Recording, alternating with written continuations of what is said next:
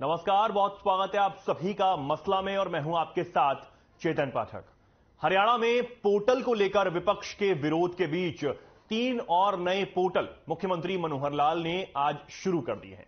CM ने परिवार पहचान पत्र के लिए ताऊ चैटबॉट का लोकार्पण किया है। इसके अलावा पीडब्ल्यूडी रेस्ट हाउस और हरियाणा भवन बुक करने के लिए भी ऑनलाइन पोर्टल की सीएम ने शुरुआत की।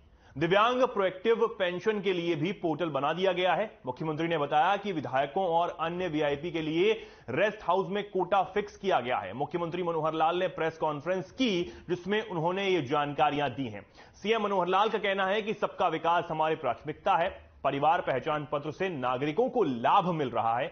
अब घर बैठे ही पेंशन बनेगी। दिव्यांग सेवा पोर्टल से आसानी होगी। अब आपको ग्राफिक्स के जरिए समझाते हैं सीएम ने पीसी में क्या कुछ बड़ी बातें की हैं।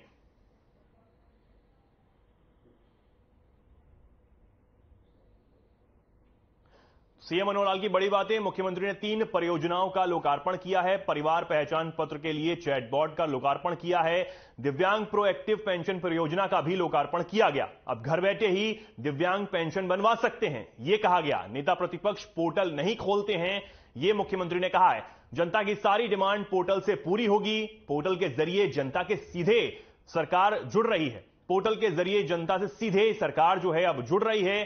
कोरोना महामारी के मामले फिर एक बार बढ़ रहे हैं, यह मुख्यमंत्री ने कहा। हर हफ्ते 500 से 600 नए मामले आ रहे हैं। इस बार कटाई शुरू होने के बाद बारिश हुई, किसानों को लेकर भी चिंता जताई है और कहा है कि किसानों के नुकसान में सरकार हमेशा साथ है। 30 अप्रैल तक खराब फसलों की गिरदावरी करवा दी जाएगी। मंडियों में 41 लाख मैट्रिक टन गेहूं पहुंच आवक शुरू हो गई है।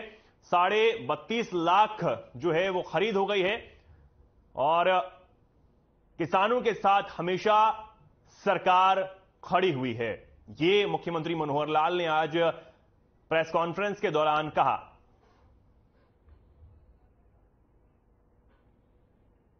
तो सीएम मनोहर लाल ने आज प्रेस कॉन्फ्रेंस की और 3 जो परियोजनाओं हैं उनका लोकार्पण यहां पर सीएम ने किया है। तमाम जानकारियां दी और साथ ही कोरोना के बढ़ते मामलों को लेकर भी सीएम ने इस दौरान चिंता जताई है और साथ ही किसानों के नुकसान में भी सरकार साथ है, ये सीएम मनोहर लाल ने इस दौरान कहा।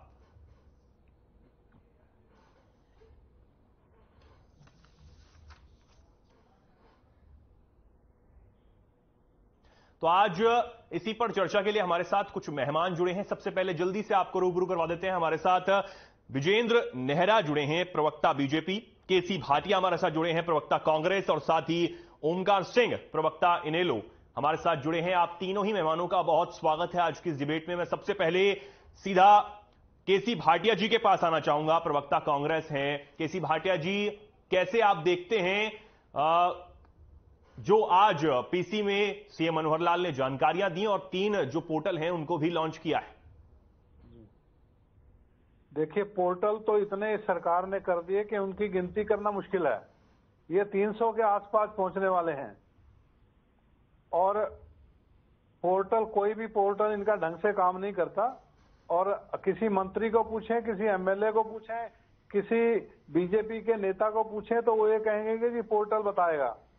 वो बात करके राजी नहीं है। खाली पोर्टल के ऊपर कह के कोई भी समस्या रखो उसके ऊपर टाल देते हैं ये लोग। और जब पोर्टल ने सब कुछ काम करना है तो मंत्री एमएलए की किसी की जरूरत ही नहीं है। खाली पोर्टल ही काम करेंगे। पोर्टल काम नहीं कर रहे। ठीक है, ये तो बात रही पोर्टल की। हमारे नेता, हमारे प्रधान जी चौधरी उदयभान जी, हमारे विपक्ष के नेता चौधरी भूपेंद्र सिंह हुड्डा जी ने कई बार ये कह दिया कि पोर्टल अपने आप में ठीक है, हमें उस बात से कोई वो नहीं है, दिक्कत नहीं है। लेकिन पोर्टल काम ना करें, इसको देखना सरकार का काम है। और अगर पोर्टल काम नहीं करते तो उसकी कौन सुनेगा, वो देखना सरकार का काम है। जहां तक बात रही पीसी के अंदर क्या उन्होंने कहा, मुख्यमंत्री जी ने कहा, मुख्यमंत्री जी ने कहा किसानों की हमें चिंता है। हमें एक बात समझ में नहीं आती कि जो फसलें खराब हुई हैं उनकी कहते हैं गिरदावरी, अभी 5 जिलों की गिरदावरी हुई है, उसकी वेरिफिकेशन चल रही है। 23 जिलों में से 5 जिलों की गिरदावरी अभी तक हुई है और फसल काफी हद तक कट चुकी है, बहुत कम खेतों में खड़ी है। तो ऐसे में गिरदावरी, किसकी गिरदावरी करेंगे, क्या ये रिपोर्ट देंगे, अपने आप में हास्यास्पद बात है।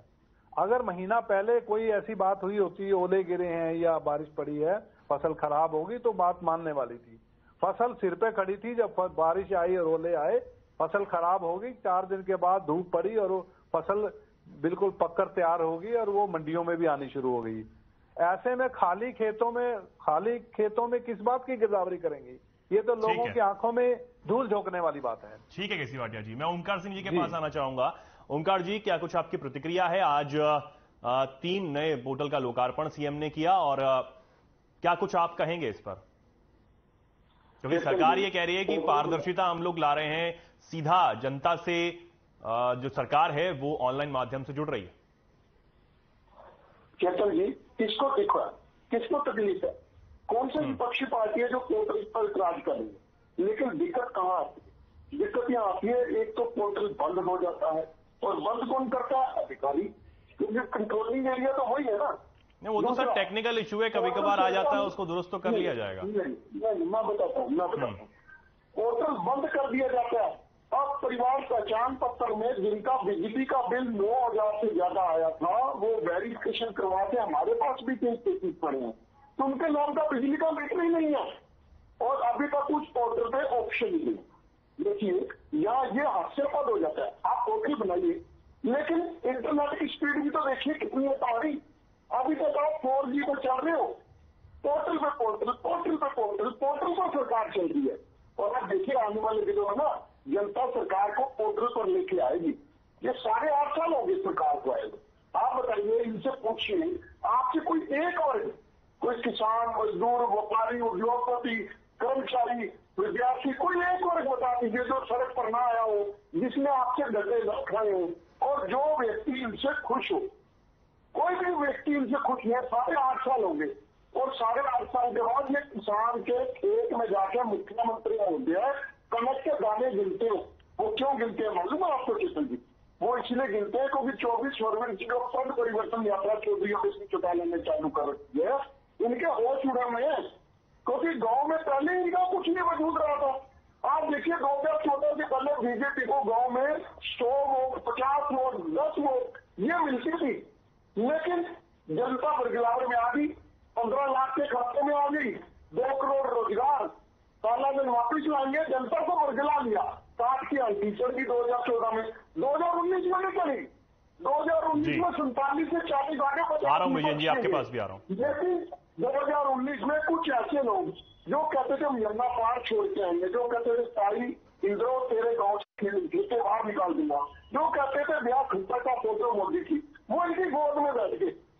ये स्वार्थ का गठबंधन बन गया, और ऐसा स्वार्थ का गठबंधन बना, 1000 सैकड़ों घोटाले हो गए, 29 से अधिक पेपर लीक हो गए। उनका कॉमन मिनिमम प्रोग्राम नहीं बना आज तक नहीं बना कॉमन मिनिमम प्रोग्राम। लेकिन लूट के लिए, स्वार्थ की राजनीति के लिए ये दोनों का गठबंधन बन गया। बस 1 मिनट में बात पूरी करूंगा। आज ये कहते हैं परिवार पहचान पत्र, ये परिवार पहचान पत्र नहीं है, एक परमानेंट पहचान पत्र है कि पता नहीं कितनी चीजें लगा के उन्होंने वृद्धों की पेंशन काट दी, 5 लाख की, 10 लाख की कार्ड काट दिए, और बिजली का बिल जिनके नाम पे मीटर ही नहीं है, उनके बिजली का बिल पोर्टल पे दिखा के उनके बिजली के बिल को आधार बना के 9,000 के साल। चेतन जी देखिए, 9,000 के साल का मतलब 750 रुपये महीना। 750 रुपये महीने का मतलब क्या है? मुश्किल से 150 पौने 200 यूनिट। आप देखिए, इतनी यूनिट कौन से परिवार में लगेगी? क्या परिवार में पंखा नहीं है? क्या टीवी नहीं है? इनको कुछ नहीं नजर आ रहा। इस वक्त व्यापारियों की सरकार है, ये जनता को खोखला करने में लगे हुए हैं, हर मामले में, हर ठीक है ओमकार जी, लौटता हूं मैं आपके पास। ये सरकार व्यापारियों की सरकार, लौटता हूं मैं ओमकार जी आपके पास। विजयन जी, मैं आपके पास आना चाहूंगा। सरकार पर आरोप लगातार लग रहे हैं कि ये सिर्फ पोर्टल की सरकार है, पोर्टल पे पोर्टल लॉन्च करती है, और पोर्टल से भी किसी का भला हो नहीं पा रहा, क्योंकि पोर्टल ठप पड़े रहते हैं। चाहे किसानों को लेकर, मुआवजे को लेकर जो पोर्टल लाया गया हो, लगातार कांग्रेस भी इस बात को कह रही है और अन्य विपक्षी दल भी इस बात को कह रहे हैं कि पोर्टल पर किसान दर्ज नहीं करवा पा रहे हैं। जो भी जो गिरदावरी के समय जो बात की गई थी और मुआवजे के समय जो बात लगातार की जा रही मुआवजे के लिए, और अब ये 3 नए और पोर्टल। हालांकि आप लोग ये कह रहे हैं कि जनता से जुड़ रहे हैं, लेकिन विपक्ष ये कह रहा है कि जनता से कैसे जुड़ेंगे जब पोर्टल चलते ही नहीं है। तो देखिए चेतन जी, भारतीय जनता पार्टी का ये मूल मंत्र है कि कम से कम शासन और ज्यादा से ज्यादा सुशासन। भारतीय जनता पार्टी ने ईमानदारी से काम किया है, पारदर्शिता को बढ़ाया है, सिस्टम को ऑनलाइन किया है। कभी जब कांग्रेस पार्टी की सरकार होती थी, देश के प्रधानमंत्री कहते थे कि 1 रुपया अगर ऊपर से भेजता हूं तो मात्र 15 पैसे लाभार्थी तक पहुंचते हैं, यानी 85 पैसे बीच में खा लिए जाते हैं। आज दावे के साथ में माननीय प्रधानमंत्री श्री नरेंद्र मोदी जी और माननीय मुख्यमंत्री श्री मनोहर लाल जी कहते हैं कि लाभार्थी के खाते में अगर हम 1 रुपया भेजते हैं तो पूरा पैसा उसके खाते में जाता है। आज भारतीय जनता पार्टी की सरकार ने ईमानदारी से नौकरी देने का सिस्टम शुरू किया है। अगर किसान वर्ग है तो उसके लिए मेरी फसल मेरे ब्यौरा का जो पोर्टल है उस पर जब वो रजिस्ट्रेशन करता है तो उसको किसी भी तरह की दिक्कत और परेशानी नहीं होती है। उसकी फसल का पूरा ब्यौरा हमारे पास आता है। किसान के खाते में डायरेक्ट अकाउंट में पेमेंट करने का सिस्टम हमने बनाया है। और इसके साथ साथ हर गांव के अंदर, चाहे वो सीएससी सेंटर हो, चाहे वो अटल सेवा केंद्र हो, जिससे कि हमारे गांव के ग्रामीण लोगों को किसी भी तरह की दिक्कत और परेशानी ना हो, ये सारे सिस्टम हमने अपनाने शुरू किए हैं। और जहां तक पेंशन का विषय है, मैं आपको बड़ी जिम्मेदारी के साथ एक चीज कहना चाहूंगा कि 2014 में पेंशन का जो सालाना खर्च था वो 2618 करोड़ रुपए था, जो अब लगभग 5 गुना बढ़ करके 10,158 करोड़ रुपए सालाना हो चुका है। और पेंशन के लाभार्थियों की संख्या की अगर मैं बात करूं तो 2014 में जो लगभग 14 लाख लोगों को वृद्धावस्था, विकलांग और विडो पेंशन मिलती थी, सम्मान भत्ता मिलता था, वो बढ़कर के अब लगभग 29 लाख हरियाणा प्रदेश के अंदर हो चुके हैं। यानी एक तरह से जो हमको हम अमाउंट की बात करें तो 5 गुना ज्यादा हम देने का काम कर रहे हैं। और पेंशन के लाभार्थियों की बात करें तो संख्या लगभग दुगनी हमारे शासनकाल के अंदर हो चुकी है। माननीय मुख्यमंत्री श्री मनोहर लाल जी ने आज प्रेस वार्ता करके जिस तरह से जनहित में जो नए नए कामों के लिए जो माननीय मुख्यमंत्री जी समर्पित है, उसी कड़ी में परिवार पहचान पत्र के लिए तो चैटबॉट का जो लोकार्पण माननीय मुख्यमंत्री जी ने किया है। और परिवार पहचान पत्र के साथ साथ दिव्यांग प्रोएक्टिव पेंशन परियोजना का भी लोकार्पण किया है।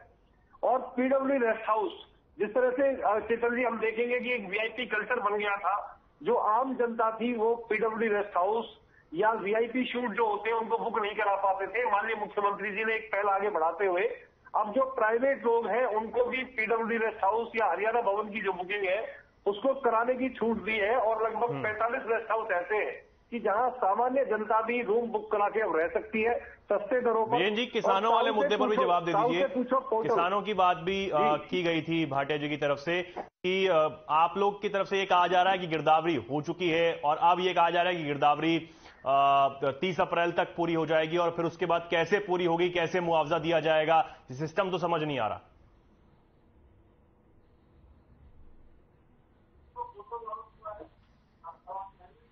और किसानों के साथ में भारतीय जनता पार्टी की केंद्र की और हरियाणा की सरकार शुरू से है। और किसानों के आशीर्वाद से ही लोकसभा, विधानसभा, तमाम उपचुनाव, पंचायत से लेकर पार्लियामेंट तक नगर निगम चुनाव भारतीय जनता पार्टी ने जीतने का काम किया। अभी हाल ही में कांग्रेस का जो गढ़ था आदमपुर, उसमें भी हमने जीत दर्ज की है। अब आपने बात की जो अभी जो हाल ही में जो फसलों का नुकसान हुआ है, देखिए चेतन जी, पूरे देश भर के अंदर हरियाणा पहला ऐसा राज्य है जो फसल खराब होने पर प्रति एकड़ 15,000 रुपए का मुआवजा देता है। हमारे हरियाणा प्रदेश के अंदर माननीय मुख्यमंत्री जी ने जब घोषणा की है मार्च के महीने में ही, तो अधिकतर जिलों के अंदर जो स्पेशल गिरदावरी करने के आदेश माननीय मुख्यमंत्री जी ने दिए थे वो गिरदावरी हो चुकी है। मैं फरीदाबाद जिले से आता हूँ और जिम्मेदारी के साथ कहता हूँ कि 1 सप्ताह पहले ही हमारे फरीदाबाद जिले से फसल खराबे की स्पेशल गिरदावरी करके भेजी जा चुकी है। मई के अंदर मुआवजा मिल जाएगा। अधिकतर हमारे जो जिले हैं वहां पे ये काम कंप्लीट हो चुका है। लेकिन माननीय मुख्यमंत्री जी ने फिर भी कहा है कि जो अगर कोई जिला रहता है तो 30 अप्रैल तक सभी जिलों के अंदर स्पेशल गिरदावरी करने का जो काम है वो पूरा किया जाएगा और मई के महीने में उनको हम मुआवजा देने का काम करेंगे। ये हरियाणा के इतिहास में पहला उदाहरण है चेतन जी।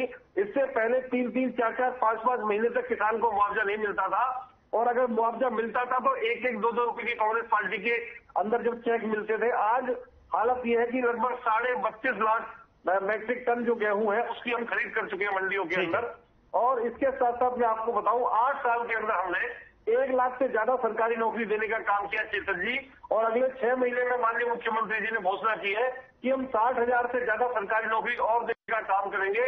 हरियाणा प्रदेश के अंदर ये इतिहास रचने वाली सरकार है जहां कांग्रेस पार्टी की सरकार ने 10 साल में मात्र 80,000 नौकरी देने का काम किया।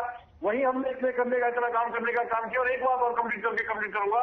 आज पहली बार हरियाणा प्रदेश के इतिहास में माननीय मुख्यमंत्री श्री मनोहर लाल जी, कोई अधिकारी बीच में नहीं, कोई नेता बीच में नहीं, कोई बिचौलिया नहीं, कोई कांग्रेस पार्टी की तरह सफेद कुर्ता पहनकर कोई दलाली करने वाला व्यक्ति नहीं, सीधे जनता के बीच में, गांव के बीच में, किसान के बीच में, गरीब मजदूर के बीच में माननीय मुख्यमंत्री जी जाते हैं, खाट पर बैठते हैं, धरती पर, जमीन पर बैठते हैं और किसान की बात सुनते हैं और साथ के साथ उसका समाधान भी करते हैं और गांव के विकास की भी झड़ी लगाई हुई है।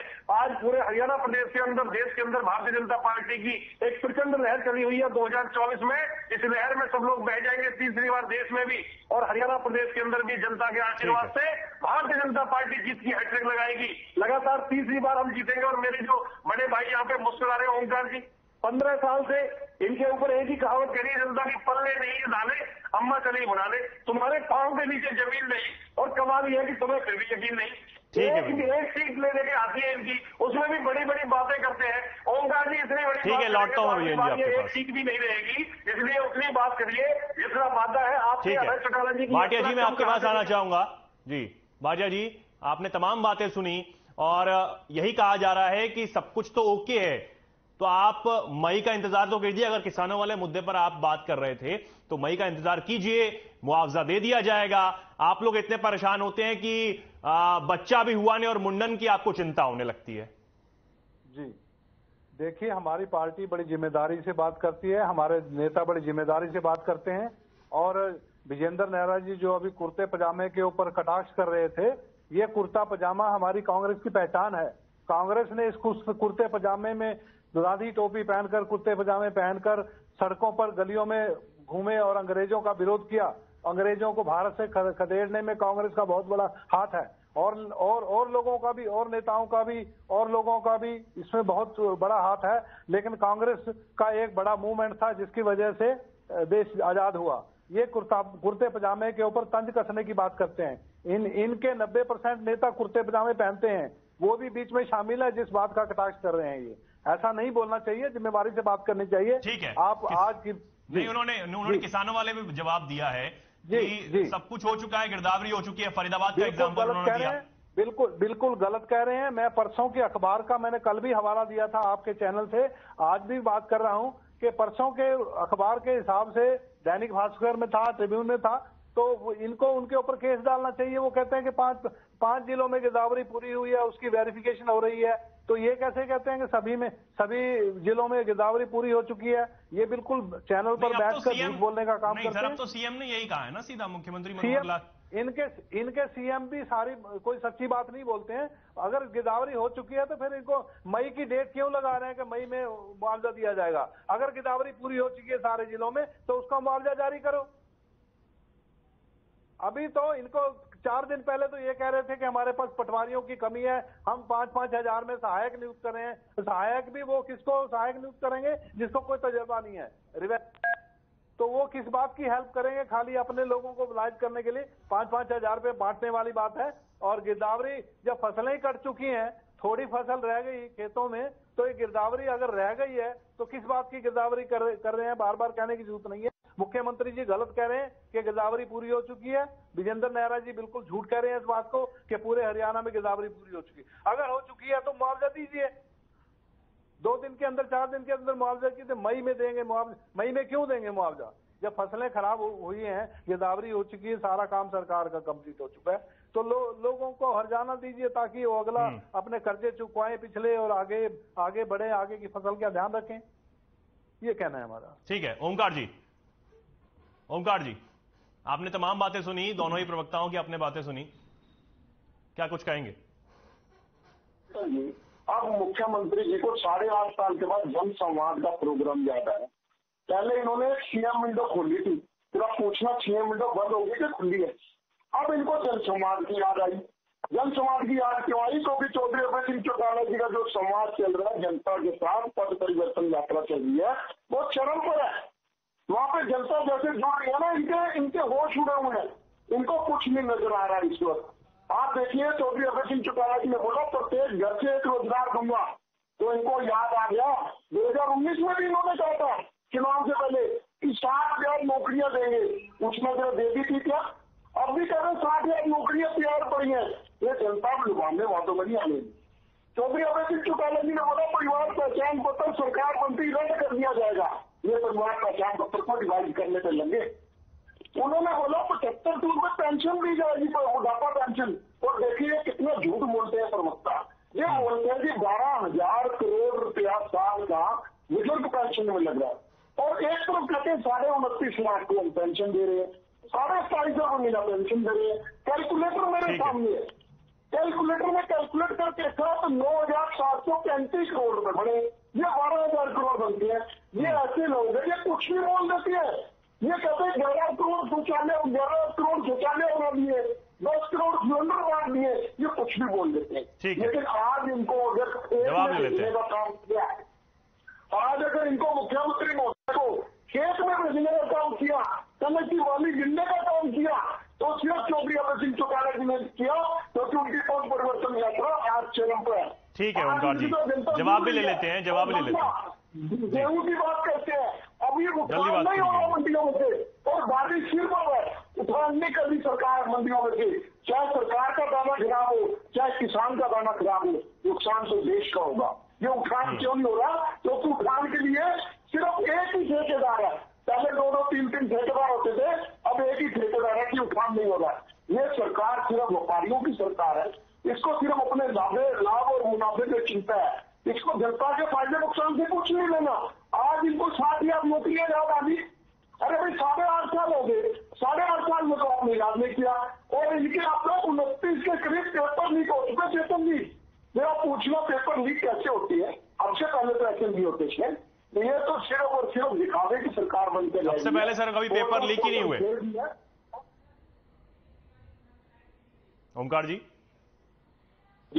अब से पहले कभी पेपर लीक ही नहीं हुए, ऐसा कोई प्रकरण आया ही नहीं सामने। आप बताइए इतनी भारी मात्रा में 29 पेपर लीक हो जाना, इतनी भारी मात्रा में पेपर लीक होना। ठीक है, जवाब भी ले लेते हैं। विजयन जी भी हैं, विजयन जी भी हमारे साथ हैं। विजयन जी, आपने बातें सुनी, आप कुछ बोलना भी चाह रहे थे, जी बोलिए।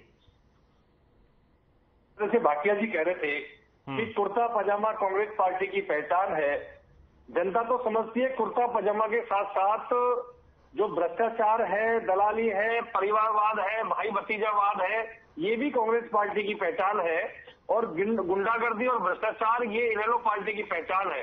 अभी उन्होंने बोला इनके मुख्यमंत्री भाटिया जी मुख्यमंत्री सिर्फ हमारे नहीं है, वो हरियाणा की 3.25 करोड़ जनता और आपके भी मुख्यमंत्री है। और जहां तक अभी इनेलो पार्टी से मेरे बड़े भाई बोल रहे थे कि अभय चौटाला जी ने ये कह दिया, वो कह दिया। अच्छा, चौटाला जी ने तो ये भी कहा है चेतन जी कि अगर कभी, वैसे तो इनकी कभी अब जीवन में सरकार आनी नहीं, लेकिन ख्याली पुलाव पकाते हुए कहा कि हमारी सरकार आएगी तो मैं बिजली के मीटर उखाड़ के फेंकवा दूंगा। अगर हमारी सरकार आएगी तो ईमानदारी से नौकरी और मेरिट से नौकरी देने का सिस्टम हम खत्म कर देंगे, और भाई भतीजावाद की बंदर बांट जिसके चक्कर में इनके जो हमारे पूर्व मुख्यमंत्री हैं ओम प्रकाश चौटाला जी, वो जेल काट के आए हैं पात्र लोगों की जगह है, पात्र लोगों को नौकरी देने के मामले में, और फिर भी इस तरह की बात करते हैं। और देखिए इनेलो के समय में कैसा बुरा हाल था, इसी कारण से आज जनता बड़ी जागरूक है, बड़ी समझदार है। 15-20 साल से इनको जनता ने नकार दिया है, इनको रिजेक्ट कर दिया है। ये हारे हुए और नकारे हुए लोग हैं इनेलो पार्टी के। जहां तक कांग्रेस पार्टी की बात है, इनको दर्द हो रहा है जब जनसंवाद करने के लिए माननीय मुख्यमंत्री जी जनता के बीच में जाते हैं, किसानों और गरीबों और मजदूरों की बात सुनते हैं। आज हरियाणा की सरकार ने सभी महापुरुषों को सम्मान देने का काम शुरू किया है, चाहे महापुरुष किसी भी जाति, बिरादरी और धर्म का हो, हर किसी की जयंती सरकारी तौर पर हमने मानने का शुरू किया है काम। और ये कांग्रेस पार्टी के लोगों ने ठेकेदारी दे रखी थी, और ये कहते थे चेतन जी भारतीय जनता पार्टी को जाट विरोधी बताने का काम करते थे।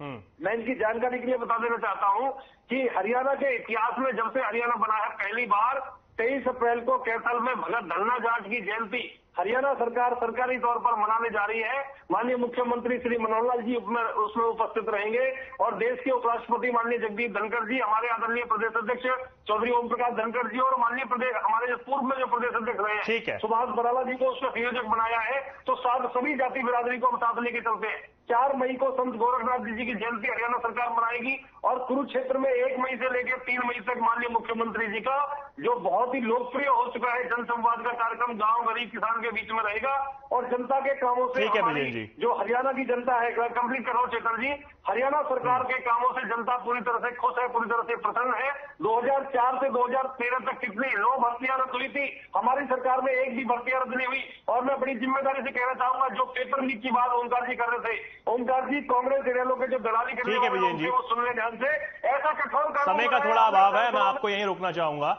आप तीनों ही मेहमानों का बहुत धन्यवाद हमारे साथ आज की इस डिबेट में जुड़ने के लिए। तो फिलहाल के लिए इस खास कार्यक्रम में इतना ही। नमस्कार। मेरे जैसा कोई दूसरा